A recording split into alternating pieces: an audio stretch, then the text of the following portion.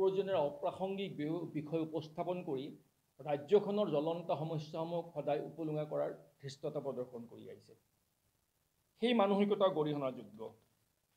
শেহতীয়াভাৱে যদি আপোনালোকে মন কৰে, থলুৱা নিবনুৱা যুৱক যুৱতীৰ চাকৰি সংৰক্ষণ সম্পৰ্কত মুখ্যমন্ত্ৰীয়ে গোকাত মিছা কথা কোৱা আমাৰ দৃষ্টিগোচৰ হৈছে।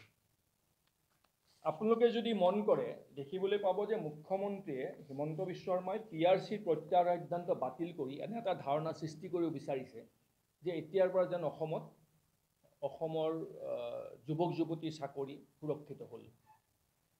আৰু প্ৰত্যাহাৰ কৰোঁতে মুখ্যমন্ত্ৰী ডাঙৰীয়া বা তেওঁৰ মন্ত্ৰীসভাৰ শিক্ষামন্ত্ৰীয়ে ক'লে যে এই চাৰ্কুলাৰখন চৰকাৰৰ অনুমোদনমতে হোৱা নাই।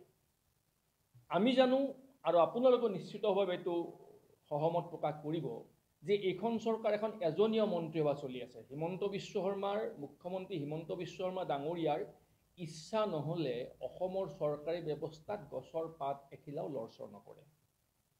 তেনেস্থলত মুখ্যমন্ত্ৰীৰ অনুমতি নোলোৱাকৈ কোনো এজন কেবিনেট মন্ত্ৰীয়ে এটা শব্দ সংবাদ মাধ্যমত ক'ব নোৱাৰে।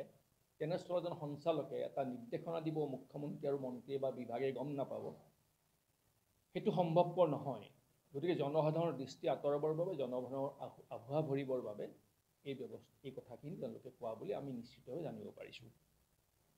আপোনালোকে মন কৰিব যে তেওঁলোকে যিটো ধাৰণা সৃষ্টি কৰিব বিচাৰিছে যে অসমত PRC বাধ্যতামূলক কৰি দিলে আৰু থলুৱাৰ চাকৰি সংৰক্ষণ কৰিব নোৱাৰি, সেই কথাটো আমি জানো যে PRCখন থাকিলেও অসমত খিলঞ্জীয়া অসমৰ স্থানীয় যুৱক যুৱতীৰ চাকৰি সুৰক্ষিত নহয়। আপোনালোকক মই এই সম্পৰ্কত দুটামান কথা কওঁ যে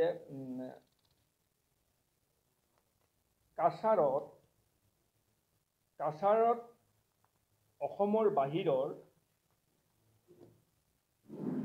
যুৱক যুৱতীয়ে কাছাৰ মহাবিদ্যালয়ত চাকৰি কৰি আছে বংগভাষাত।